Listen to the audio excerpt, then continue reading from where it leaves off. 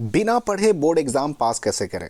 हो सकता है आपको ये टाइटल देख करके लगता होगा क्या ऐसा संभव है। मैं आपको बता दूं कि बिल्कुल संभव है। बिना पढ़े भी बोर्ड एग्ज़ाम पास करना संभव है, लोग पास करते भी हैं। लेकिन उसके लिए आपको सिर्फ 5 बातों पर ध्यान देना होगा। 5 जो पॉइंट मैं आपको बताने वाला हूँ उस पर अमल करना होगा। अगर आपने उस पर अमल कर लिया तो सवाल ही नहीं उठता कि आप बोर्ड एग्ज़ाम में फेल हो जाएं। लेकिन अब यहाँ पर यह भी स्पष्ट मैं आपको बता दूं कि जो बच्चे पढ़ने वाले हैं वो भी अगर इन 5 पॉइंट्स को फॉलो करें ना तो वो टॉप तक कर सकते हैं, और अगर नहीं पढ़ने वाले हैं तो आप इनको फॉलो करके पास तो कर ही सकते हैं, फेल तो किसी हाल में आप नहीं होंगे। लेकिन उन 5 पॉइंट को जानने से पहले आप ये जान लीजिए कि अगर आपके एग्जाम में ऑब्जेक्टिव क्वेश्चन भी आते हैं तो देखिए, ऑब्जेक्टिव क्वेश्चन के लिए तो भाई एक ही तरीका बचता है। अगर आपको क्वेश्चन का आंसर याद नहीं है तो आपको तुक्का लगाना पड़ेगा, अंदाजे आंसर देना पड़ेगा, और ऐसी स्थिति में ना आपको ध्यान देना है ऑप्शन बी पर या ऑप्शन सी पर ज्यादा ध्यान देना है। और अगर मान लेते हैं कोई ऐसा क्वेश्चन आपको ऑब्जेक्टिव में मिल जाए जिसमें एक ऑप्शन ऑल ऑफ दिस यानी इनमें सभी है तो 99% चांसेस होते हैं कि वही ऑप्शन सही है। इसलिए ऑब्जेक्टिव में आपको सिर्फ ये ट्रिक आजमाना है, ये ट्रिक लगाना है। दूसरी बात कि एग्जाम देने से पहले आपको बिल्कुल टेंशन फ्री होकर एग्जाम देने जाना होगा, क्योंकि बहुत सारे ऐसे बच्चे होते हैं जो एग्जाम को बिल्कुल अपने सर पर सवार कर लेते हैं। कई स्टूडेंट तो एग्जाम की वजह से बीमार भी पड़ जाते हैं। देखिए, टेंशन लेने से क्या होता है ना कि जो थोड़ा बहुत आपको याद भी होगा ना वो आप भूल जाएंगे। यही नहीं, अगर आपने टेंशन से अपने आप को दूर ना किया तो फिर कोई भी उपाय काम नहीं आने वाला। जो मैं आपको 5 पॉइंट बताने वाला हूं वो भी काम तभी आएगा जब आप अपने दिमाग से टेंशन को निकाल देंगे। इसलिए दिमाग में बस एक ही बात रखें, जो होगा देखा जाएगा। तो बिना पढ़े बोर्ड एग्जाम पास कैसे करें, उसका सबसे पहला पॉइंट है कि जितना समय बचा है उसमें आप अपनी हैंड राइटिंग, अपनी लिखावट को सुधारें। यानी एग्जाम से पहले आपके पास जितना दिन भी टाइम बचा हुआ है उसमें अपनी लिखावट, अपनी हैंड राइटिंग को सुधारने का प्रयास करना है। सबसे पहला और सबसे इंपॉर्टेंट पॉइंट यही है। देखिए, हैंड राइटिंग सुधारने के लिए आपको डेली क्या करना है ना कि 3 से 4 पेज लिखना शुरू कर देना है। और इसके लिए बेहतर है कि जो आपके सिलेबस की किताबें हैं, आपके सब्जेक्ट की किताबें हैं, उन किताबों से ही देख करके लिखिए। इससे क्या होगा कि आपके लिखने का काम भी हो जाएगा और आपको अपने सिलेबस, अपने कोर्स से जुड़े हुए कुछ क्वेश्चन भी याद हो जाएंगे, क्योंकि लिखने से भी कुछ प्रश्न याद होते हैं।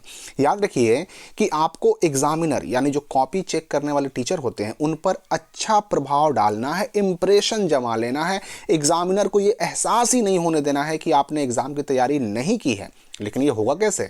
तो ये सिर्फ और सिर्फ आपकी राइटिंग से होगा। बोर्ड एग्जाम में इतना सुंदर और सजा कर लिखना है कि एग्जामिनर आपकी राइटिंग से इंप्रेस हुए बिना ना रह सके। क्योंकि देखिए, आपकी कॉपी खोलते ही जो सबसे पहली नजर पड़ती है टीचर की, वो आपके राइटिंग पे पड़ती है। पढ़ता तो वो बाद में है, आपके आंसर को पढ़ता बाद में है टीचर, देखता क्या है पहले? तो पहले आपको राइटिंग ही आपकी नजर पड़ती है। और अगर आपने मनोवैज्ञानिक रूप से, साइकोलॉजिकल रूप से एग्जामिनर पर अच्छा प्रभाव डाल लिया, इसमें आप सफल हो गए, तो समझिए कि आपका काम बन गया। लेकिन इसके लिए जरूरी है कि आपकी हैंडराइटिंग बहुत अच्छी नहीं, अगर तो कम से कम साफ सुथरी जरूर हो। अब बिना पढ़े एग्जाम पास करने का दूसरा पॉइंट जो है कि सवालों को बहुत ध्यान से पढ़ें और समझने का प्रयास करें। एग्जामिनेशन हॉल में जब आपको प्रश्न पत्र यानी क्वेश्चन पेपर मिलता है तो उसे बिल्कुल इत्मीनान से, आराम से पढ़ें। सवालों को समझने का प्रयास करें कि आखिर सवाल में पूछा क्या जा रहा है, ये आपको समझना है। उस समय आपको अपना कॉन्फिडेंस भी बनाए रखना है। ये बिल्कुल नहीं सोचना है कि मैंने कुछ भी नहीं पढ़ा तो एग्जाम कैसे दूंगा। कई बच्चे एग्जामिनेशन हॉल में जाते ही घबरा जाते हैं, उनकी धड़कन तेज हो जाती है। लेकिन आपको ऐसा बिल्कुल नहीं करना है। बिल्कुल रिलैक्स रह करके अपने क्वेश्चन पेपर को पढ़ना है। याद रखिए कि आप अकेले नहीं हैं जिसने कुछ नहीं पढ़ा। ऐसे लाखों बच्चे हैं जो पढ़ने में आपसे भी पीछे हैं और वो भी आपके साथ ही अगल बगल बैठ करके एग्जाम दे रहे हैं।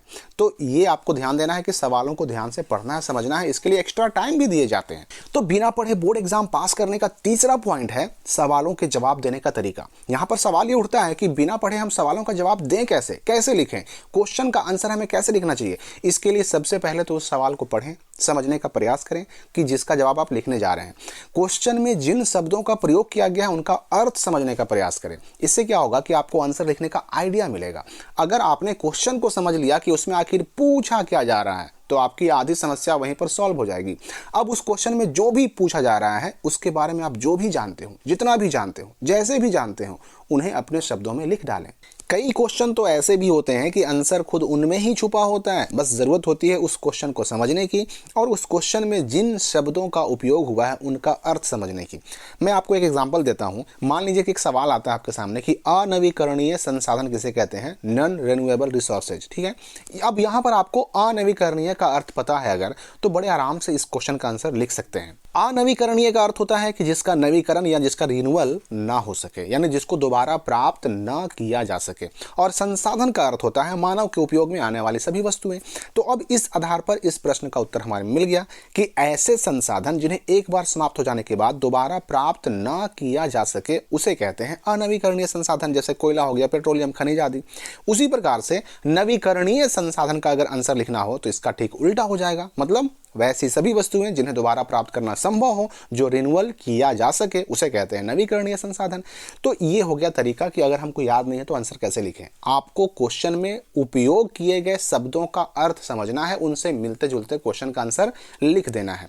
चौथा पॉइंट बिना पढ़े एग्जाम पास करने का ये है कि आपको सभी सवालों का जवाब देना है, एक एक सवालों का जवाब देना है। मैं आपको बता दूं कि 10th का बोर्ड एग्जाम हो या फिर 12th का बोर्ड एग्जाम हो या फिर ये बोर्ड एग्जाम किसी भी स्टेट का हो, हर बोर्ड एग्जाम में स्टेप मार्किंग की व्यवस्था होती है और स्टेप मार्किंग में आपके लिखे हुए एक एक वर्ड का नंबर मिल सकता है। इसलिए आपको चाहे जवाब आते हो या नहीं आते हो, सभी सवालों का जवाब जरूर दें। आपको जितना भी पता है, जैसे भी पता है, जो भी पता है लिखें, लेकिन लिखें जरूर, क्योंकि अगर आप कोई क्वेश्चन छोड़ देते हैं तो एक भी अंक नहीं मिलेगा, लेकिन अगर थोड़ा बहुत भी लिख देते हैं तो कुछ ना कुछ अंक, कुछ ना कुछ नंबर आपको जरूर मिल जाएंगे। 5 में से 3 ही मिले, 2 ही मिले, लेकिन मिलेगा जरूर। तो कुछ ना मिले, 0 मिले, उससे तो अच्छा है ना कि कुछ मिल जाए। स्टेप मार्किंग की ज्यादा जानकारी के लिए अलग से वीडियो बने हुए हैं, जिसका लिंक आपको डिस्क्रिप्शन और कमेंट में मिल जाएगा। और बिना पढ़े बोर्ड एग्जाम पास करने का सबसे आखिरी और 5वां पॉइंट, कॉपी को सुंदर और साफ सुथरा लिखना है। जैसा कि मैंने पहले बताया, आपको एग्जामिनर पर मनोवैज्ञानिक रूप से अच्छा प्रभाव डालना है, बिल्कुल इंप्रेशन जमा लेना है। क्योंकि अगर आपने एग्जामिनर पर अच्छा प्रभाव डालने में सफल हो गए तो फिर आपको बिना पढ़े पास होने से कोई रोक नहीं सकता है। इसके लिए जरूरी है कि आपकी कॉपी सुंदर और साफ सुथरे तरीके से लिखी हुई हो, सजा कर लिखी हुई हो, पैराग्राफ छोड़ा हुआ हो, क्वेश्चन नंबर डाला हुआ हो, हेडिंग डाल करके आंसर लिखे हुए हो। ये सारी चीजें अगर आपने किया है तो फिर टेंशन फ्री हो जाइए। तो अगर आपने अपने बोर्ड एग्जाम में इतना कर लिया, इन 5 पॉइंट पर अमल कर लिया, तो सवाल ही नहीं उठता कि आप बोर्ड एग्जाम में फेल हो जाएं। तो मिलते हैं अगली वीडियो में नए अपडेट के साथ।